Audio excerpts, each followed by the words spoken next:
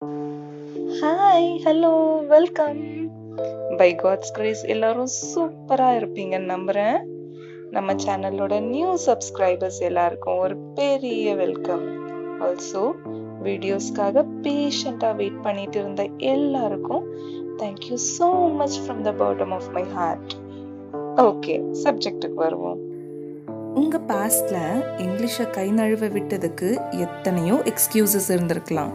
Like இது ஒரு foreign language, tough language பா, போரிங் லாங்குவேஜ், டீச்சர் சரியில்லைங்க, ஸ்கூலுக்கு போக ஃபினான்ஷியல் சுச்சுவேஷனே கை கொடுக்கல, ஷைனஸ் பா, ஹெசிடேஷன், இப்படி என்ன வேணும்னாலும் இருந்திருக்கலாம்.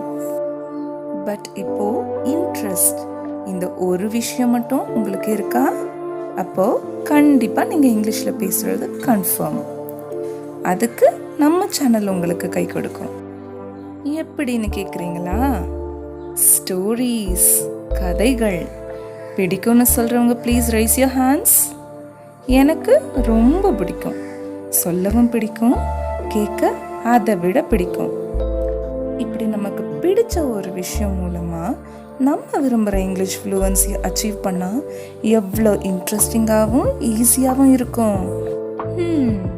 அப்படி நம்ம ஸ்டார்ட் பண்ணியிருக்க நியூ சீரீஸ்க்கு பேர் தான் தமிழில் கதை கேளு ஆனால் இங்கிலீஷில் கதை சொல்லு. புரியலையா? இருங்க இதில் நம்ம எல்லாருக்கும் நல்லா தெரிஞ்ச தமிழ் ஸ்டோரிஸை எப்படி இங்கிலீஷில் லைன் பை லைன் கொஞ்சம் கொஞ்சமாக ட்ரான்ஸ்லேட் பண்ணி சூப்பராக ஃபுல் ஸ்டோரியும் இங்கிலீஷ்லேயே சொல்லி அசத்தலாம் அப்படின்னு பார்க்க போகிறோம். இந்த ப்ராக்டிஸை நீங்கள் 10 days கண்டினியூஸாக பண்ணும்போதே உங்கள் இங்கிலீஷ் ஃப்ளூவன்சி எவ்வளோ இன்க்ரீஸ் ஆகியிருக்குன்னு நீங்களே பார்ப்பீங்க. So what are you waiting for friends? கதை சொல்ல ஆரம்பிங்க, இங்கிலீஷில் கதை சொல்ல ஆரம்பிங்க.